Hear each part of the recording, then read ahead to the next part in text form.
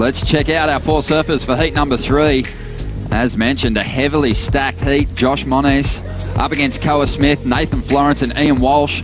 These are 4 surfers that have ridden some incredible barrels in recent times. I'm expecting a great showdown between these 4 competitors. A lot on the line for those taking part in the Pipe Invitational. Wave out there in the lineup. But here we go, some action. And it's Koa Smith. A late drop does well to handle and get under the lip, but that thing just unloaded on the reef and Koa goes down.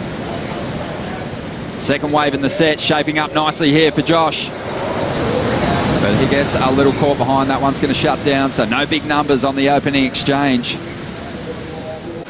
Let's have a look at the replay. Really late, and you saw the release from under his board as he was going, because this is one of the steepest drops you'll see. Look at this angle.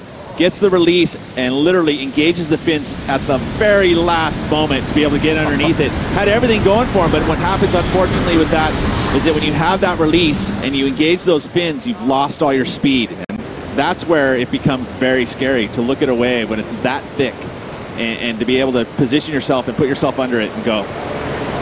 Well, here we go, some movement from Ian Walsh, who's had a very good winter here in Hawaii. And he just gets a bit tangled up with the foam ball there, taking off behind him. Nathan Florence getting his first crack at the Pipe Invitational. He tucks in, he's going to find an exit. The first successful ride of this heat so far, and it should be the best number.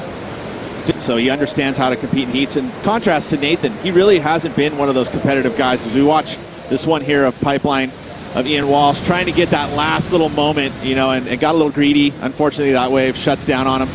But Nathan, you know, he's been able to spend more time in a jersey, and he's kind of come into his own competitively and understands how you have to manufacture scores in a heat. Sometimes you're not going to be able to see those perfect waves, and you got to create something. And this is an example of that. You know, this backdoor wave wasn't the best scoring potential, but he knew that he could get on the board. It's starting to get to that point of the heat. You got to get points on there. But it was moving outside and inside too, as well as moving side by side on the reef. Well, here we go, Josh Moniz. He is deep inside this wave, and he's going to get gobbled up. And we had this wave during the break. Koa Smith. Oh, look at this big, huge backdoor barrel, and somehow finds a way out underneath. Good read from inside of that barrel.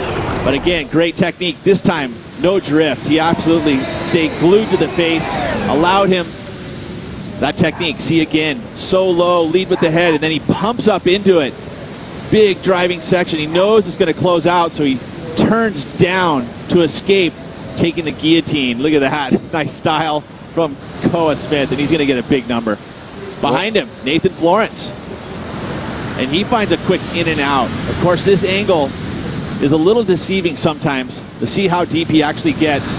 Nose of his board does disappear, and it's a much more critical wave. Very much better, a lot better than his first wave. And then the Sean Thompson kick out, where you actually commit to kicking out right there. On his last wave, an 8.33. Nathan Florence. Well, he ducked into another one on the inside. That's what Brother John was clapping about.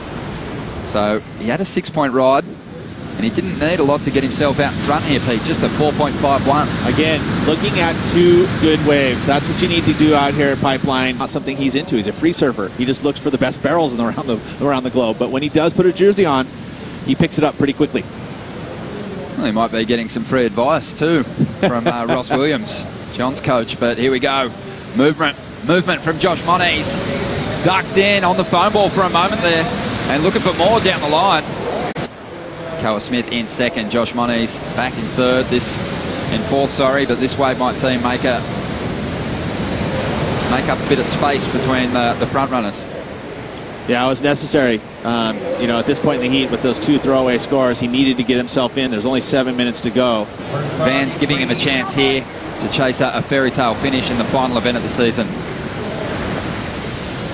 Nathan Florence up once again there. Back to live action here, and starting to make a move is Ian Walsh. Late takeoff there. This wave not really cooperating. He wants to be a lot deeper off the peak than that. So he kicks out with just over 4 minutes to go. This is 1 minute remaining here. Nathan Florence wants that spot in the main event. As we see Ian here stalling, just trying to find some cover. It's not going to happen. Koa Smith, meanwhile, is just trying to replace his 2.17. to make life a little bit more hard for Josh, and this way is going to shut down and get away from him, but the heat is coming to a close. Can't see much else happening out the back. Coa might just hang on to second spot here. The heat is over, and Joshua Moniz doesn't get that opportunity at the 4.91. So moving on through, Nathan Florence and Coa Smith will be back with Heat 4 in just a moment.